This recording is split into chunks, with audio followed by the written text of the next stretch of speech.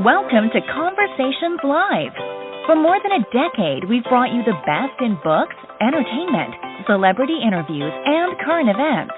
When the movers and shakers of the world have something to say to you, they say it to us first. Here's your host, Cyrus Webb. Welcome back, everyone, to Conversations Live. I'm your host, Cyrus Webb. Glad you all could join us once again. For a radio audience tuning in here in the South at WYAD 94.1 FM and WYADonline.com, we're glad that you all can be with us. Also, tuning in worldwide, thanks to our friends at iHeartRadio and Amazon Music, we're glad you all could be with us as well. This is part of our News You Can Use segment here at WYAD, and today we're talking about the unsung heroes that are caregivers. There are so many, including myself, who have been caregivers over the years.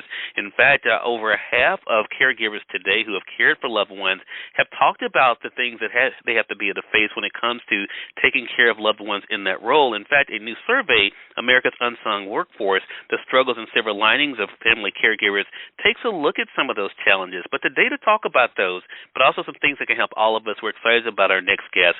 Family therapist Dr. Merle Griff is joining us today.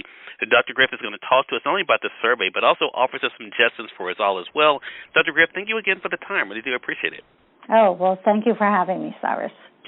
Yeah, this is an important topic. I should mention for our audience that don't know, February is recognized for a lot of things, but February the 16th is actually National Caregivers Day, so it's great to have that as an opportunity to be able to talk about the impact of caregivers. But, Dr. Griff, let's start with the survey I mentioned. Tell us a little bit about some of the data that stood out to you. Some of the survey that really stood out was two things, really. I think the majority of family caregivers are really having significant financial impact. Many of them are working, and so they've had to cut their hours or in many cases had to leave their jobs.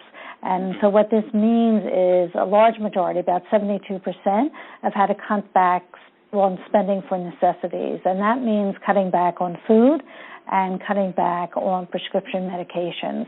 The other thing that really stood out to me in the Otsuka survey is that a large majority of family caregivers are really younger, I think, than we thought.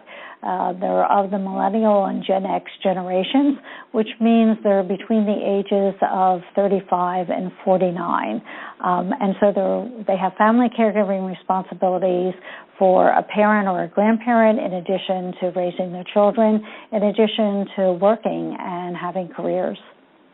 Yeah, such great information there. I know for myself, I started being a caregiver when I was 37, so I can definitely relate to that. I had the privilege of being with my grandmother before she passed away now almost a decade ago. So it is something that so many people are impacted by, Dr. Griff. You yourself having been a caregiver, what advice can you share with caregivers out there to help them?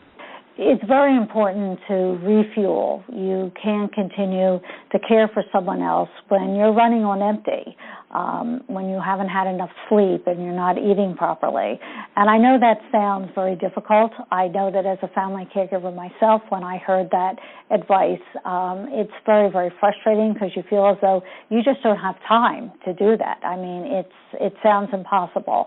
But I found as a caregiver myself that taking short breaks, 5, 10, 15 minutes, maybe 2-3 times a day was really helpful.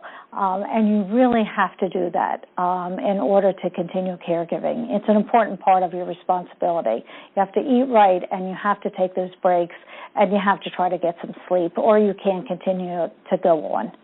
Such a great point. That whole point about making sure that we're putting our mask on first to be able to protect ourselves first so we can help other people. It's a great thing for all of us to remember, and it's not easy, Dr. Griff, as you know, to be able to do that. But it is definitely a necessity. So what about for those who may be a family member of a caregiver? How can we better support those who are serving as caregivers in our family?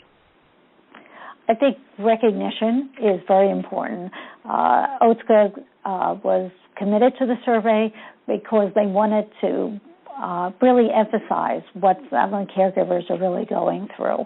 And so sometimes it's just a compliment. Sometimes, wow, you're really doing a great job. Oh my gosh, I'm so impressed with the way you take care of your father. Really means a lot to a family caregiver. About 50% of family caregivers are also looking for help from other family members. So help in whatever way you can. You know, sometimes it's running errands. Sometimes it's helping to fill out insurance papers. Sometimes it's just doing something very simple, like sending a meal over once or twice a month, or giving them a small gift, such as flowers or candy, is very helpful. But something that you do that recognizes what the family caregiver is really going through. Such a great thing for all of us to be able to keep in mind. Again, everyone, family therapist Dr. Merle Griff has been our guest. Talk with us about the importance, of course, of caregivers, the challenges they face, and the information in this newest survey, America's Unseen Workforce, but also what we can do to be able to support caregivers as well. As I mentioned, February the 16th is recognized as National Caregivers Day, a great opportunity for us to make sure that we are thanking and appreciating the caregivers around us. And Dr. Griff, where can our audience go for more information? Yes, they can go to the website, otsuka-us.com. I highly recommend it.